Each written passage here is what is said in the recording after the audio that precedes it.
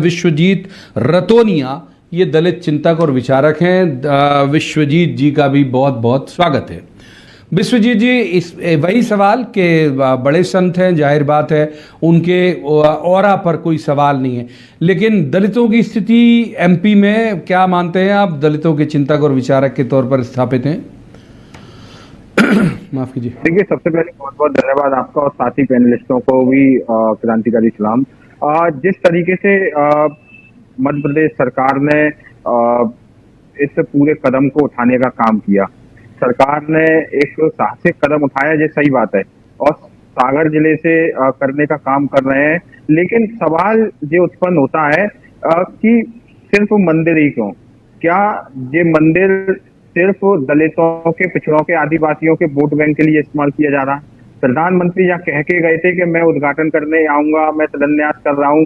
मंदिरों के भी उद्घाटन और शिलान्यास जैसे कोई दुकान बन रही है, शोरूम बन रहा है, इस तरीके से आजकल हमारे देश में होने लगे हैं। संत रविदास जी का एक सपना था, वो केंद्र की सरकार का जो एजेंडा है, सत्ताधारी दल का जो एजेंडा है, मध्य प्रदेश की सरकार का जो एजेंडा है, सत्ताधारी दल का जो एजेंडा है, उससे बिल्कुल विपरीत है।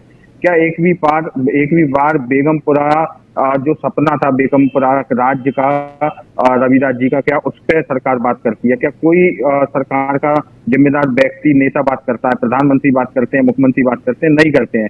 वो बेगमपुरा जहाँ पर सबको अन्न की बात होती है, जहाँ जो है भय का माहौल नहीं होता, जहाँ सब बराबर होते हैं, जहाँ सभी की भागीदारी की बात होती है। लेकिन ठीक है, पंकज जी को करूंगा। पंकज जी, दो चीजें पूछ रहा हूं मैं आपसे, आप इनकी बात का भी जवाब दीजिएगा। विश्वजीत जी जो कह रहे हैं, कांग्रेस जो कह रही, आऊंगा विश्वजीत जी। विश्वजीत जी, यही बात, दो पॉलिटिकल पार्टी है, दोनों क्लेम कर रही है कि आपका जो समाज है उसकी सबसे बड़ी हितैषी ये दोनों है। आप किसे मानते हैं? देखिए, मैं बार बार इस बात को कहना चाहता हूं कि सवाल सिर्फ इस बात का है कि दलितों का, पिछड़ों का वोट बैंक जो है, आदिवासियों वोट बैंक जो है, सिर्फ वोट बैंक के लिए उनको जो है उनका उपयोग ना किया जाए। अगर रविदास जी के नाम पर वोट बैंक बनाने का काम किया जा रहा है, चाहे फिर वो किसी भी दल के द्वारा किया जा रहा हो, और वर्तमान में जो सत्ताधारी दल कर रहा है, वो तो सरासर गलत है। सवाल इतना सा है कि वर्तमान में जो लोग, एक सप्लीमेंट्री मेरा ले लीजिए, सुनिए ना, ये चीख के थोड़े कहेगा। विश्वजीत जी सुनिए, तो एक सप्लीमेंट्री ले लीजिए मेरा, ये चीख के थोड़ी कहेंगे कि हम वोट मांगने आए। भाई, मेरे किसी आराध्य, मेरे प्रिय, मेरे आराध्य की अगर कोई पूजा करेगा तो मुझे अच्छा लगने लगेगा वो, कि भाई ये तो ऐसे आपके समाज के लोगों को बीजेपी अच्छा लगने लगेगी क्या? ये पूछ रहा हूं मैं। देखिए, कोई अगर मांगेंगे थोड़ी, ये कहेंगे थोड़ी कि हमको वोट दीजिए, हमने आपके लिए काम किया। बिल्कुल नहीं कहेंगे। लेकिन अगर कोई स्वार्थ से पूजा करेगा तो सवाल पूछना जायज है, और अगर जिम्मेदार नागरिक सवाल नहीं पूछेंगे तो फिर जो लोकतंत्र की जो है हत्या समान हो जाएगा। इसलिए सवाल पूछना जायज है।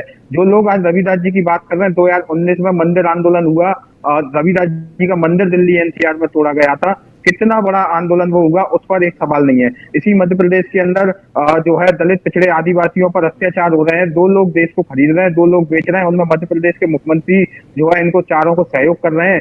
अभी आदिवासियों की जमीनें जो है कारपोरेटों को देने का काम किया गया। सारे संसाधन जो है, सारे सार्वजनिक सेक्टर जो है देने का काम किए जा रहे हैं, प्राइवेट से। तो जो अपना था रविदास कर रहे हैं, बात हो रही है, एक बार विषय पे ही रखते हैं थोड़ा सा हम पॉलिटिकल संवाद, चूंकि डिबेट मेरी पॉलिटिकल है।